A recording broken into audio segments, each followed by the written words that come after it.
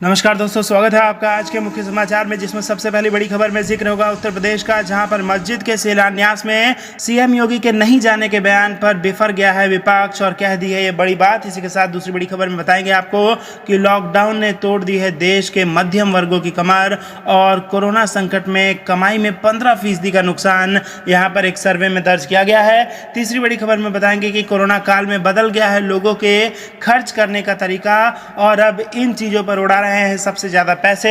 और इसी के साथ आपको आज के सोना चांदी की कीमतों के बारे में भी बताएंगे। हर एक खबर की गहराई में आपको ले जाएंगे दोस्तों, लेकिन खबर में अंत तक जुड़े रहिएगा और आप अभी इस वीडियो को लाइक करके इस लाल बटन को दबा के इस चैनल को फ्री में सब्सक्राइब करके घंटी बजा लीजिए, ताकि इस प्रकार की खबरें हर रोज आप तक सबसे तेज पहुंचे। दोस्तों कमेंट में लिखिए जय हिंद। रुक करते हैं पहली बड़ी खबर की तरफ।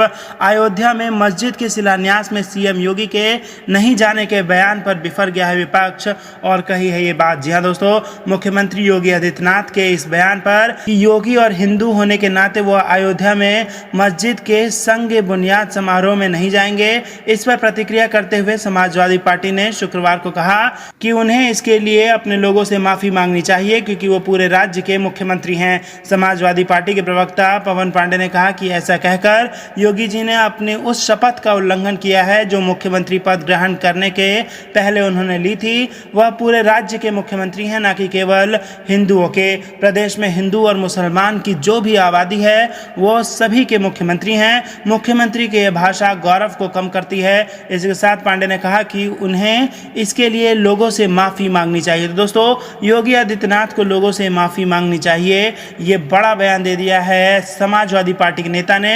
और इसी के साथ उत्तर प्रदेश में योगी आदित्यनाथ की मुश्किलें बढ़ सकती हैं। रुक करते हैं अगली बड़ी खबर की तरफ। लॉकडाउन ने तोड़ दी है देश के मध्यम वर्ग की कमाई, कोरोना संकट में कमाई में 15% का नुकसान। जी हाँ दोस्तों, एक सर्वे से ये बड़ा खुलासा हुआ है। पूरे देश में कहर बरपा रहे कोरोना वायरस के चलते लगाए गए देशव्यापी लॉकडाउन का असर वैसे तो सभी वर्गों पर पड़ा है, लेकिन एक ताजा सर्वे से खुलासा हुआ है कि लॉकडाउन का सबसे बुरा असर देश के मध्यम वर्ग पर हुआ है। इस दौरान देश के मध्यम वर्ग को इनकम में 15% का नुकसान हुआ, जो इस वर्ग के लिए काफी मायने रखता है। वहीं centre for monitoring Indian economy के एक ताजा सर्वे से पता चला है कि अप्रैल जून 2020 के दौरान देश में मध्यम और उच्च मध्यम वर्ग को कमाई में ग्रोथ के मामले में कहीं अधिक नुकसान हुआ है। और सर्वे में लोगों की बीते साल कमाई में हुई बढ़ोतरी और इस साल कमाई में हुई बढ़ोतरी के अनुपात का अध्ययन किया गया है। रुक करते हैं अगली बड़ी खबर की तरफ।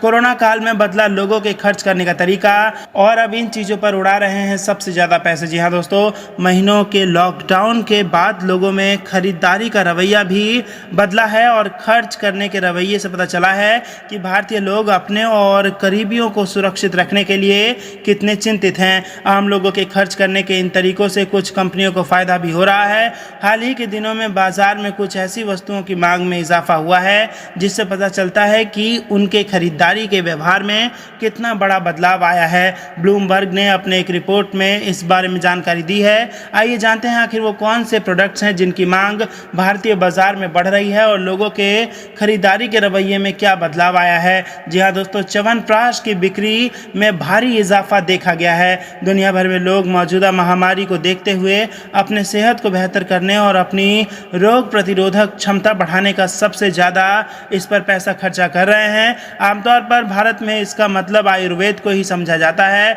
डाबर इंडिया और द हिमालयन ड्रग जैसी कंपनियों के उत्पाद की मांग में भारी इजाफा हुआ है। वहीं दोस्तों पैकेज्ड फूड की मांग भी बढ़ गई है। मार्च के बाद से पैकेज्ड फूड के सेल्स में बढ़ोतरी हुई है। इसमें ब्रेकफास्ट सेरेल्स, नूडल्स, चावल जैसे उत्पादों की मांग में ग्रोथ देखने को मिल रही है। वहीं दोस्तों आपको बता दें कि टेक्नोलॉजी पर भी लोगों की निर्भरता बढ़ गई है। लॉकडाउन के दौरान से ही लोगों की निर्भरता टेक्नोलॉजिकल प्रोडक्ट्स पर बढ़ी है। ऑनलाइन एजुकेशन स्टार्टअप बायजूस पर नए स्टूडेंट की संख्या में जबरदस्त इजाफा हुआ है।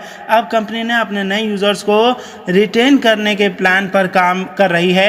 यही कारण है कि लोकल भाषाओं में भी इस प्लेटफॉर्म में ज़्यादा से ज़्यादा सब्जेक्ट उपलब्ध कराए जा रहे हैं। इसी के साथ गोल्ड लोन की मांग में भी ज़बरदस्त इजाफा हुआ है। घरेलू अप्लायंस खरीद रहे हैं भारतीय, और आपको बता दें ये तमाम प्रोडक्ट्स हैं जिसकी मांग कोरोना के बाद बढ़ गई है और लोगों के खर्च करने का तरीका अब बदल गया है। रुक करते हैं अगली बड़ी खबर की तरफ।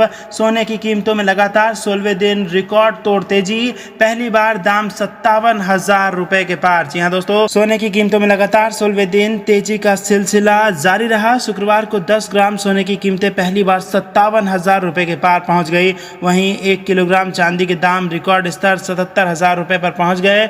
कमोडिटी बाजार के जानकारों का कहना है कि कमज़ोर अमेरिकी डॉलर के चलते सोने के दाम चढ़े हैं। दुनिया की प्रमुख मुद्राओं के मुकाबले डॉलर इंडेक्स 2 साल से भी निचले स्तर पर पहुँच गया है। इसके अलावा केंद्रीय बैंकों की तरफ से और प्रोत्साहनों की उम्मीद और चीन और अमेरिका के बीच तनाव बढ़ने से सोने की कीमतों में उछाल आ गया है। वहीं शुक्रवार को दिल्ली सर्राफा बाजार में 99.9% शुद्धता वाले सोने का भाव अब तक के नए उच्चतम स्तर पर 57,008 रुपये प्रति 10 ग्राम पर पहुंच गया है। इससे पहले गुरुवार को यह 57,002 रुपये प्रति 10 ग्राम पर बंद हुआ और इस दौरान सोने में 6 रुपये प्रति 10 ग्राम की तेजी दर्ज हुई है। वहीं मुंबई में सोने के दाम बढ़कर 56,000 प्रति 10 किलोग्राम पर जा पहुंचा। तो दोस्तों ये थी सोना चांदी की कीमतें। रुक करते हैं अगली बड़ी खबर की तरफ। ट्रेन में ट्रैवल करते वक्त नहीं होगी कोरोना संक्रमण की चिंता, बड़ी तैयारी में जुटी रेलवे और IRCTC। जी हाँ दोस्तों, कोरोना काल के बाद ट्रेन में सफर करने का आपका अनुभव कई मायनों में बदल जाएगा। इंडियन रेलवे की catering and tourism corporation limited यानी कि IRCTC अब नए नॉर्मल के लिए तैयार हो चुकी है। लॉकडाउन के बाद स्पेशल श्रमिक ट्रेनों में भी खाना सर्व करने के लिए IRCTC इंडियन रेलवे की मदद कर रही है। हाल ही में कंपनी ने 200 स्पेशल पैसेंजर ट्रेनों के लिए रेडी टू ईट मील्स लेकर आई थी। इस दौरान IRCTC ने कोविड-19 गाइडलाइन का पालन करने के लिए अपने 1500 कर्मचारियों को ट्रेनिंग दी है। इन कर्मचारियों को रेगुलर सैनिटाइजेशन से लेकर तापमान चेक करने और सोशल डिस्टेंसिंग नियमों के पालन करने के लिए ट्रेन किया गया है। सुरक्षित ट्रैवल अनुभव देने के लिए कंपनी कई तरह के कदम उठा रही है। इंडियन रेलवे ने ट्रैवलर्स के लिए विशेष तौर पर पोस्ट कोविड कोच तैयार किया है। ट्रेन के इन डिब्बों में कई तरह की हैंड्स फ्री सुविधाओं के साथ प्लाज्मा एयर प्यूरिफिकेशन सिस्टम लगाया जा रहा है। रेलवे ने कोरोना वायरस संक्रमण से बचने के लिए इस तरह के कोच को तैयार किया है। इन डिब्बों को कपूरथला रेलवे कोच फैक्ट्री में तैयार किया जा रहा है।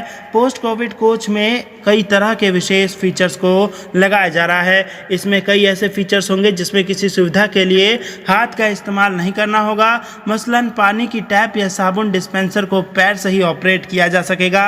फ्लश वाल्व और लेवेटरी दरवाज़ों को पैर से ही ऑपरेट किया जा सकेगा और वॉश बेसिन में भी कुछ ऐसे ही सिस्टम लगे होंगे। दरवाज़ों को बाहिने कलाई से भी खोलना या फिर बंद करने की सुविधा दी जाएगी। इसी के साथ कॉपर कोटिंग भी देखने को मिल सकती है। तो दोस्तों ये थी दिन में कुछ बेहद जरूरी और बड़ी खबरें। अंत तक बने रहने के लिए बहुत बहुत धन्यवाद। देख रहे थे आपका अपना चैनल। जय हिंद, जय भारत।